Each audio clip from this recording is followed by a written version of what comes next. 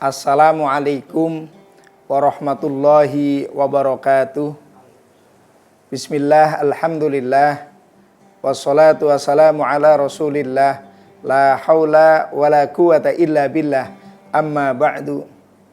Sahabatku, pemirsa El Sinta TV yang dirahmati Allah, mari kita mensyukuri nikmat Allah. Alhamdulillah, sampai saat ini kita masih diberikan nikmat sehat, nikmat panjang umur, nikmat dikuatkan iman dan Islam, sehingga kita dapat bersilaturahim. Mudah-mudahan Allah senantiasa menambah nikmatnya untuk kita, sehingga kita bahagia dunia dan selamat di akhirat kelak. Salawat serta salam kita sampaikan kepada Nabi Agung Muhammad SAW, para keluarganya, para sahabatnya, serta umatnya yang selalu istiqomah dalam menjalankan sunnah-sunnahnya, dan insya Allah kita mendapat syafaatnya di yaumul kiamah nanti. Merdeka, merdeka, merdeka. Alhamdulillah, 76 tahun Indonesia merdeka. Presiden sudah silih berganti, orde pun silih berganti. Jatuh bangun dan pasang surut telah kita lalui. Dulu kakek nenek kita, buyut-buyut kita perang melawan penjajah. Sekarang kita, anak kita, bahkan kelak cucu kita, perangnya melawan ideologi transnasional. Bagi kita umat Islam menghadapi dua hal. Yang pertama dari eksternal, yaitu kemajuan ilmu teknologi yang tidak dibarengi dengan kuatnya iman dan Islam. Kuatnya keimanan dan ketakwaan menyebabkan teknologi itu disalahgunakan sehingga banyak kriminal, banyak kemaksiatan yang dilakukan karena adanya teknologi itu. Coba sekarang, kalau dulu zamannya kita kecil, nonton TV paling satu kelurahan satu atau satu RT, satu orang yang punya TV. Sekarang tiap kamar ada TV. Tapi anak-anak kita sudah tidak mau nonton TV. Yang ditonton sekarang bukan di kamar tapi di tangan masing-masing. Dulu pada saat silaturahim diajak oleh orang tua kita dengan teman sebaya kita, dengan sepupu kita, dengan saudara-saudara kita, asik bercengkrama, asik ngobrol, asik main, asik cerita, sekolah dan sana sini. Sekarang sudah disuruh silaturahim susah, begitu ketemu dengan saudaranya, satu pegang HP ngobrol kemana, yang satu ngobrol dengan siapa. Kalau orang tuanya manggil, itu kadang sampai melotot, belum tentu anaknya itu lari. Tapi begitu HP-nya berdering bunyi, anak itu langsung lompat dan lari. Teknologi tidak bisa disalahkan. Sama dengan pisau. Pisau kalau yang megang itu orang yang baik, maka akan sangat bermanfaat. Tapi pisau kalau yang memegang orang jahat, maka bisa melukai bahkan membunuh orang. Teknologi, HP, ataupun apapun bentuk teknologi itu, kalau yang megang orang baik, maka bisa dijadikan wasilah untuk mencari ilmu. Bisa dijadikan wasilah untuk berdakwah. Bisa dijadikan wasilah untuk menambah saudara sehingga bisa bersilaturahim. Tapi kalau HP dan alat teknologi lain dipegang oleh orang yang tidak ngerti agama atau tidak mempunyai keimanan dan keislaman yang kuat, maka akan dijadikan media, dijadikan alat untuk memecah belah umat, untuk menghasut umat, untuk menyebarkan berita hoax, untuk memfitnah, untuk mengadu domba, dan bahkan bisa dijadikan untuk alat maksiat lainnya. Itu dari eksternal kita.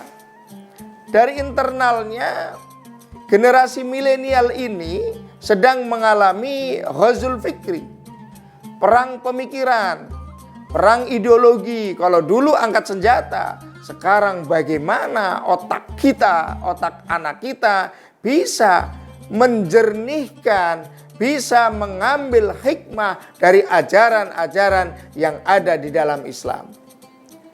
Masuknya ideologi transnasional ke Indonesia sangat membahayakan keutuhan negara kesatuan Republik Indonesia yang sudah 76 tahun merdeka, yang diramu, yang diprogres, yang dirumuskan oleh pendiri bangsa Indonesia, menyeimbangkan antara hubbuddin dan hubbul waton.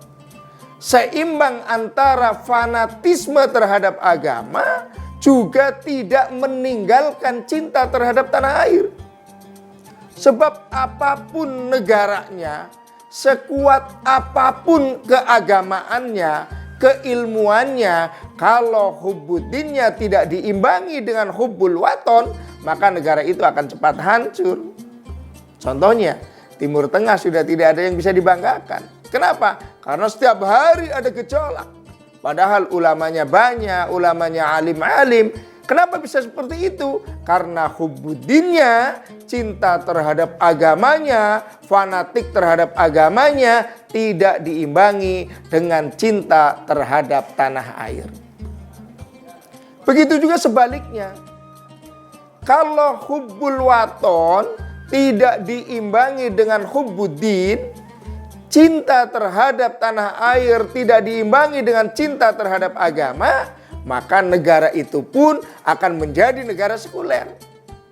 Indonesia seimbang antara hubbuddin dan hubbul waton.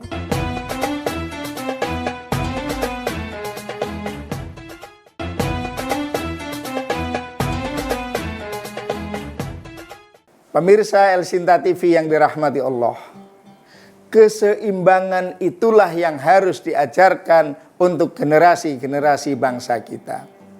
Kita wajib mensyukuri kemerdekaan ini. La in syakartum la azidannakum wa la in kafartum inna adzabi lasyadid. Kalau kita mensyukuri nikmat kemerdekaan ini, Allah akan tambah nikmatnya untuk kita. Tapi kalau kita kufur terhadap kemerdekaan ini, ingat, azab Allah akan sangat pedih. Kalaulah ada pepatah yang mengatakan atau istilah yang mengatakan kalau surga itu bocor, maka bocorannya di Indonesia. Semua ada di Indonesia. SDA-nya, sumber daya alamnya sangat kaya di Indonesia. Rempah-rempahannya sangat banyak di Indonesia. Udaranya sangat bagus di Indonesia. Berbeda dengan negara-negara yang ada di selain Indonesia. Mari para generasi muda untuk hubbuddin dan hubbul waton diseimbangkan.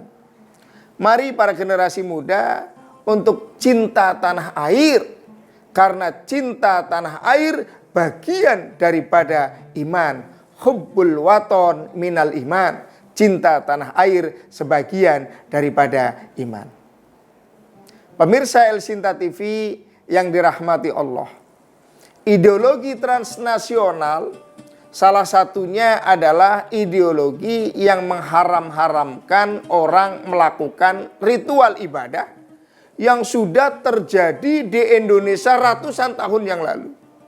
Di Nusantara ini ratusan tahun yang lalu sudah ada ritual keagamaan.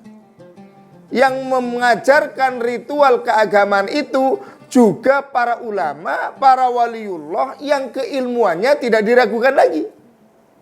Tapi sekarang ada orang yang senangnya mengharam-haramkan, membid'ah-bid'ahkan, menyesat-nyesatkan apa yang sudah terjadi ratusan tahun di Indonesia. Kalau memang yang dilakukan oleh pendahulu kita, yang diajarkan oleh ulama-ulama kita, sesat, dhalalah, masuk neraka, yakinlah ulama-ulama dulu lebih hati-hati dalam menentukan hukum. Yakinlah ulama-ulama dulu lebih warok, lebih terjaga hatinya untuk melakukan itu karena Allah Subhanahu wa ta'ala. Contoh, sekarang ada orang yang mengatakan Maulid haram, peringatan Isra Mi'raj haram, tahlilan haram, baca Yasin di kuburan haram, baca Yasin malam Jumat haram katanya. Ini semua adalah propaganda. Ini semua adalah agen-agen Yahudi yang tidak ingin Indonesia bersatu.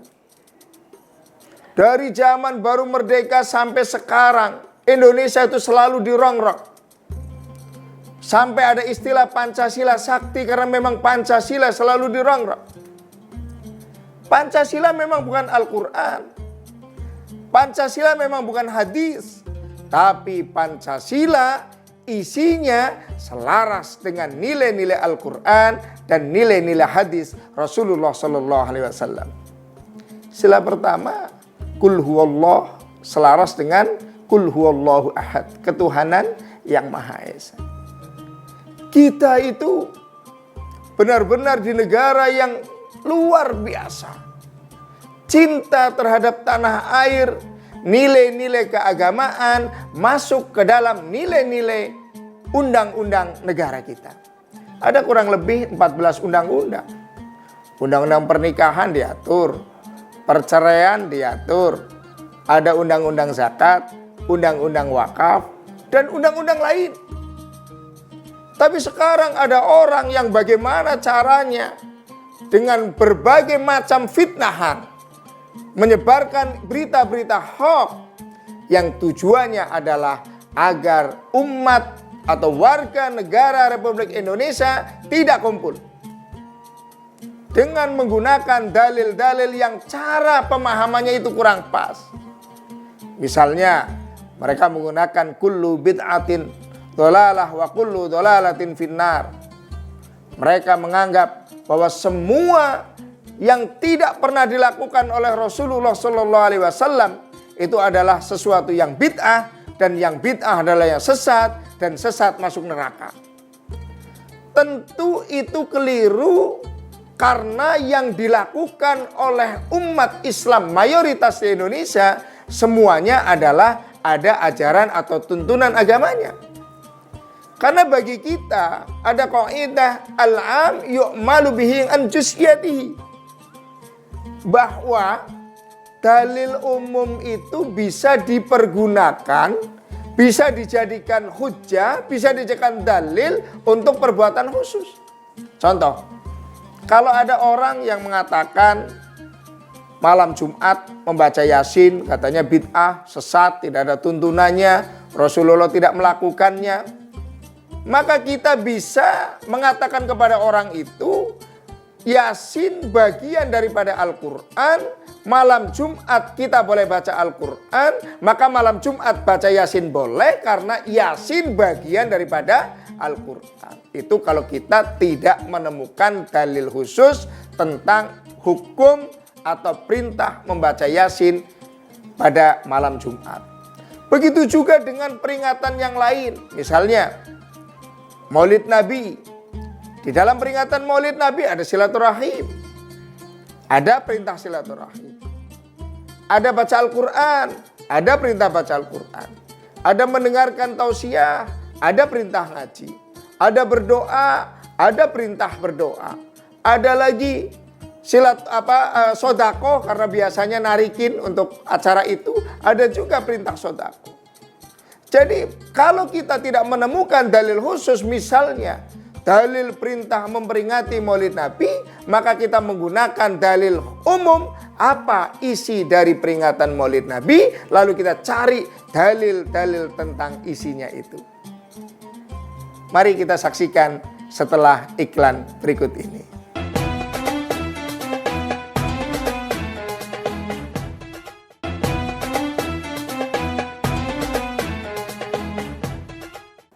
Pemirsa El Sinta TV yang dirahmati Allah. Lalu apa yang harus dilakukan? Apa yang harus kita perbuat sebagai orang tua kita untuk anak kita, untuk cucu kita? Maka yang terpenting, yang pas untuk anak kita adalah bagaimana anak kita bujuk, anak kita kasih pengertian agar mau mondok dan sekolah. Kenapa? Pesantren, lembaga pendidikan tertua di Indonesia.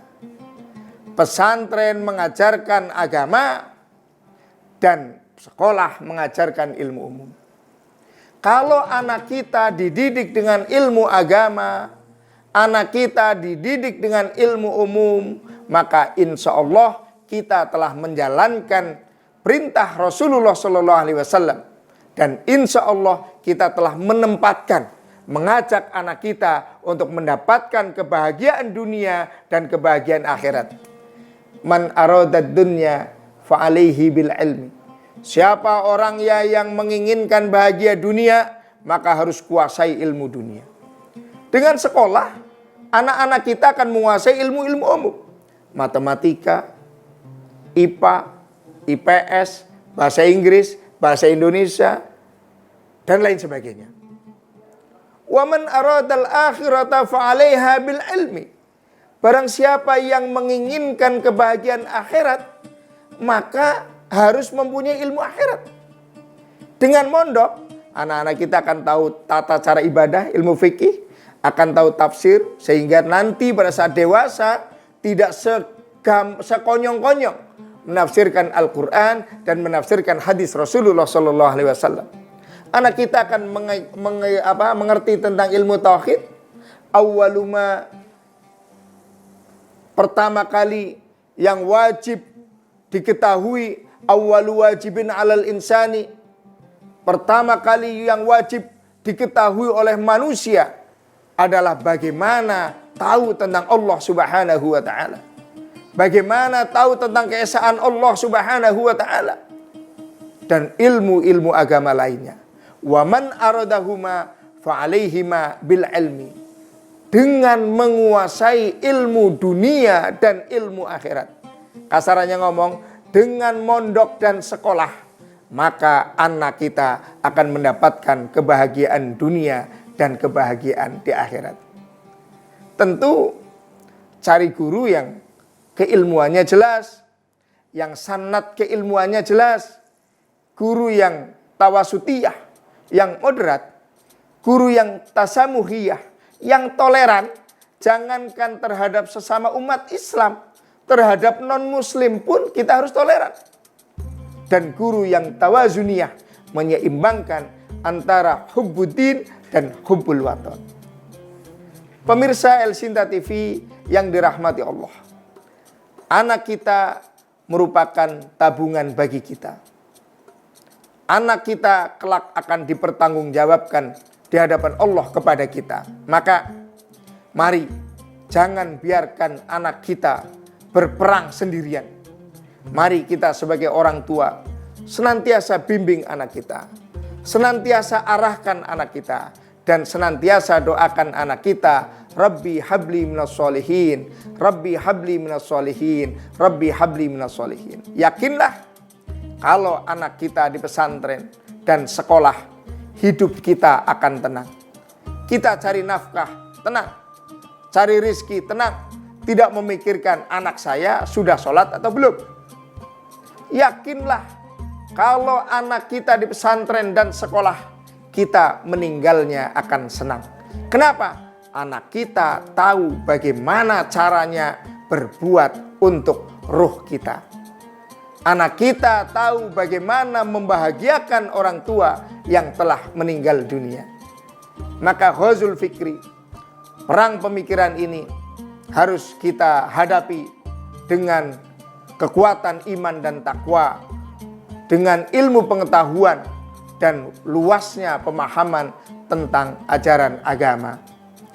Boleh kita belajar dari YouTube, tapi itu hanya sebagai jembatan saja. Mari kita belajar agama yang benar dengan kiai-kiai kita, dengan guru-guru kita, dan mudah-mudahan di akhir ini saya mengajak para pemirsa untuk berdoa. Kita pun di samping menang ghazul fikri, perang pemikiran, kita menang perang melawan COVID-19. Ada amalan dari Hadratus Syekh Kiai Haji Hasyim Asy'ari pada saat terjadinya wabah. Mari kita bareng-bareng membacanya. Li khamsatun utfi biha haral wabail hatimah al-mustafa wal murtada wabnahuma wa Fatimah. Mudah-mudahan kita bisa mengisi kemerdekaan dengan baik, mensyukuri nikmat kemerdekaan dengan baik. Mudah-mudahan anak kita juga menang dalam perang melawan pemikiran, dan mudah-mudahan bangsa kita dan dunia pada umumnya menang melawan virus corona 19 ini. Terima kasih. Kurang lebihnya mohon maaf. Wallahul muwafiq ila aqwamit thoriq. Wassalamualaikum warahmatullahi wabarakatuh.